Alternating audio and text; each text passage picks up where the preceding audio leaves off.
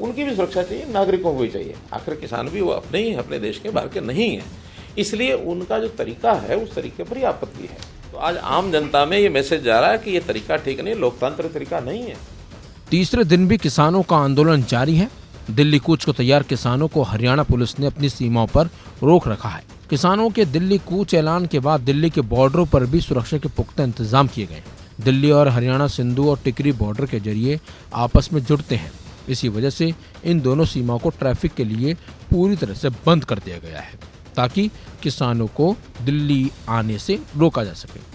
वहीं किसानों के विरोध प्रदर्शन पर हरियाणा के सीएम मनोहर लाल खट्टर का बड़ा बयान सामने आया है, जिसमें खट्टर ने कहा कि मांग उठाना और दिल्ली जाना हर किसी का अधिकार है, लेकिन मकसद देखना होगा। पिछले साल सबने देखा था कि कैसे कब्जा कर लिया गया था और आम लोगों को काफी परेशानियों का सामना भी करना पड़ा था। सीएम के मुताबिक चर्चा लोकतांत्रिक तरीके से की जानी चाहिए ताकि समाधान तक पहुंचा जा सके। मुझे लगता है कि दिल्ली जाना हर एक का लोकतांत्रिक अधिकार है, ऐसा नहीं कि नहीं जाना, लेकिन कैसे जाना और क्या मोटिव है जाने का, ये जरूर ध्यान करना होता है।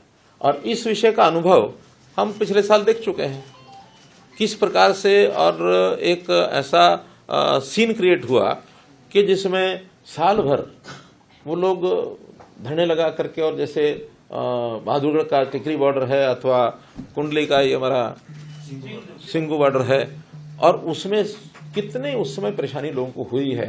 आज भी वो लोग लगातार, इस समय उनकी वीडियोज आ रही हैं कि इस प्रकार इसको रोकिए, किस प्रकार से हमारा बिजनेस समाप्त हो गया, हमारा ये खत्म हो जाएगा, हमारा वो खत्म हो जाएगा, हमको बचाइए।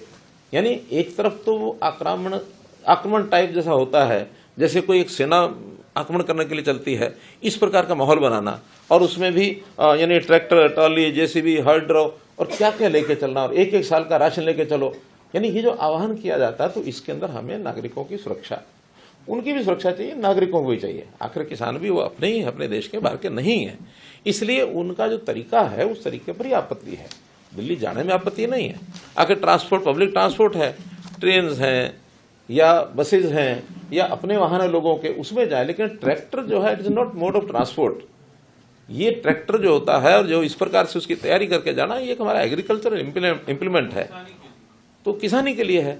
तो किसानी के लिए वो जाते हैं तो किसानी का काम करें, ऐसा चैलेंज होता है। ये एक प्रकार का अब इसको शब्द देना ठीक मैं नहीं समझता, क्योंकि उनके मानस में ये बात आई है। मैं तो इतना ही कह सकता हूं कि लोकतांत्रिक तरीके से बातें होती हैं, सारी बैठ के बातचीत करनी चाहिए। बातचीत में बहुत विषय सुलझ जाते हैं।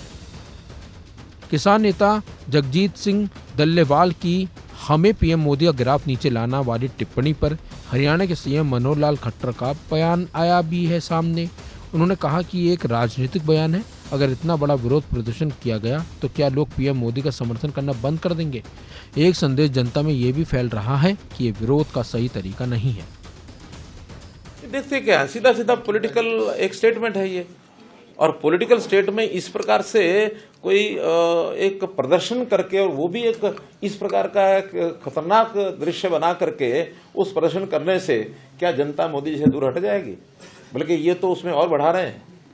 देखा जाए तो आज आम जनता में ये मैसेज जा रहा है कि ये तरीका ठीक नहीं, लोकतांत्रिक तरीका नहीं है।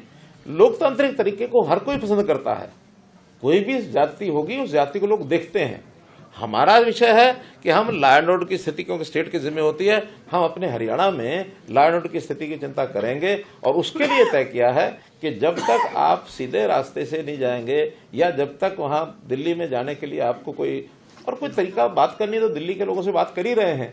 कोई डेपुटेशन इस नाते से 20, 30, 50 लोगों का जा सकता है, हम हजारों लोग ट्रैक्टर लेके जाएंगे, और दृश्य क्या बनेगा? दृश्य क्या बनेगा? लाल किला पर क्या दृश्य बना पिछली बार? यार यही देश चाहता है क्या? देश में इन चीजों की स्वीकार्यता नहीं है।